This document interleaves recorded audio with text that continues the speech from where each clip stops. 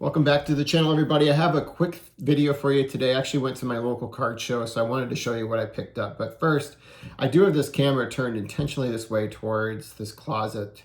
So I've talked previously about doing a renovation in here and actually making this a card room / office. So we're actually working on the closet. We have sanded it down, removed like the shelving and stuff like that in there now because we're going to be redoing it both for the purposes of storage but also display. I'm gonna have a built-in put in, which is pretty cool. It's gonna be custom built to this space and how I want it. So I'm gonna be able to have spaces to display tall things, small things, big things, small things, just kind of a range of things that I've collected in my collection over the years that I think will be fun to kind of have out there to create displays that are kind of unique to my collection and unique to me as a collector. So I hope to have that done pretty soon. I think, we're pretty much done with the space, apart from just kind of painting it, which we're going to be doing later today. And then we're going to be trying to see if we can move in the install earlier, which kind of then moves into the next phase of things, which will be kind of like figuring out what I want to put in there, repainting the entirety of this room, working on the other spaces in the room to be able to create displays and storage too. I'm pointing at a wall right here that you don't see that I hope to be able to kind of add in some actual displays. Card displays, so like wall mounted displays where I can put in certain card sets, as I mentioned also. Maybe we'll also kind of wall hung the TV that I have over here too, in a space that kind of makes sense for the room. We're gonna kind of get some like potentially like a curtain here to kind of black it out a little bit in here so I can lessen the amount of sunlight that comes in here, except for the times that I want sunlight to come in here when I'm in here working. Other than that, I hope to be able to make it a dark room, in addition to kind of having like more of a formal curtain here to be able to do that as well, to cover up the display when I don't have it open for people to look at or for myself to look at when I'm making videos or having people come over and see it.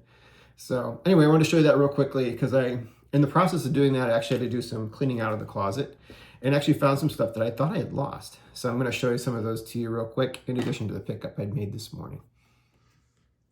All right, now I turn the camera around. I'm going to show you what I picked up at the local card show here today. So again, I live outside of Chicago. I live in one of the suburbs, and there's a card show that happens the first of the month up here in northwest part of Chicago, suburbs called Schaumburg. And I go to it periodically. It's the one I've gone to throughout the years. And I've been able to kind of find some interesting things at the show. Sometimes been able to make some good deals, but it's mostly like collectors selling to collectors. So there's not a lot of dealers at the show. So like sometimes the breadth of items available for purchase is not very deep. It was predominantly modern focused. It was hard to kind of find some vintage cards that I was looking for in particular, although I did find a dealer that had some really nice prices on already graded vintage cards from the 70s, but those are not ones I'm really targeting right now in my collection. So I kind of passed on those and I just kind of looked around to see things that might be of interest. And I did find this at a price that I thought, this is where grading, I think, kind of works to the collector's advantage, because this card, if it was graded a 9 or a 10, would have been out of my price range. But in an 8, it actually is pretty much the equivalent of buying it ungraded. So it's already been assessed and graded, and I haven't looked at it with a loop yet to see where the imperfections are on the card, but it doesn't really look like an 8 to me. Having submitted some things to SGC recently, I thought that this might actually grade out closer to 9 with them if I were to crack it and submit it, but I have no interest in doing that at this point because I'm not selling the card. But this is the Mookie Betts from 2014 Topps Update. This is the rookie debut, which is really cool because it's a picture of him coming out of the dugout with the facade of Yankee Stadium in the background there. And even on the back of it, it talks about him getting hit in his first game and that the ball was retrieved by Derek Jeter, who gave it back to him after he got a base hit, which is pretty cool. So there it is. I'll put Mookie here in the background as I kind of show you some of the things that I found while actually cleaning out the closet that I thought would be kind of fun to share. So these I forgot I even had. I think my mom picked these up for me back in the day, thinking I might want these. So for a while, the United States Postal Service made some series of stamps to commemorate certain baseball players and stuff like that. And they did one for Lou Gehrig probably back in the 80s. So I took one of the, actually I have 3 that I was able to find, and I just kind of put it into this holder just for display purposes. They're not super expensive. If you were to kind of try and get one today, it would only cost you maybe a couple bucks to be able to pick it up for your collection. But I thought it might be fun for displaying purposes in the future.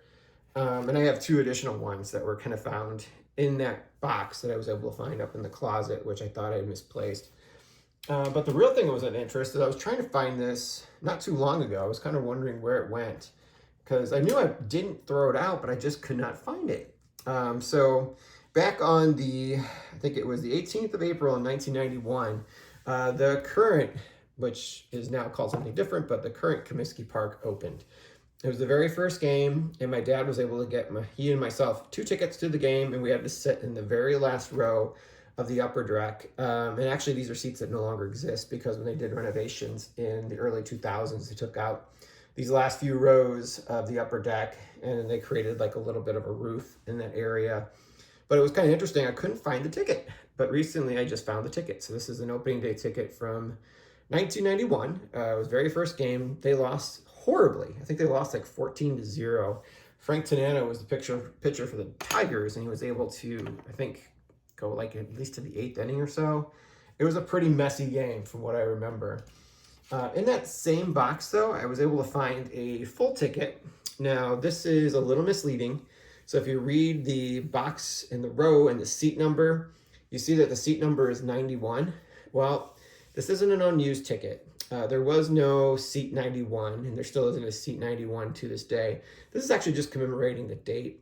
This was something they gave away either at that game or some subsequent game that I was able to get in my collection. It may have been the same game. I'm not sure, but when I'm looking at it, apart from the date on there, it's made from the same cardstock. It has the same back and everything. The same advertisement that was on there is on here as well. So that's pretty neat to kind of see that was kind of like pretty much an exact copy of the original tickets they had for the game. And again, it might be a nice little display piece at some point here in the future. And then finally, I needed to make some room, and I found an open box actually of 88 Topps. It was a little bit damaged, so I was like, okay, let me just kind of get rid of it here. I had opened it a couple of years ago just for fun with my nephews, but I ended up keeping the box for some reason. I had some stuff stored in there that I ended up taking out and found space otherwise. But I decided to actually cut the bottom of the box. For those of you who collected cards back then, remember that the bottom of the box used to have additional cards that were on there. So these would get damaged all the time, and they're always hand cut. So this is a panel that was on the bottom of the box itself. You can see there's a lot of wear and tear on the front of the cards. There's some snowing here just from rubbing against other boxes or anything else. It's creased here too, probably from holding the weight of the packs over time.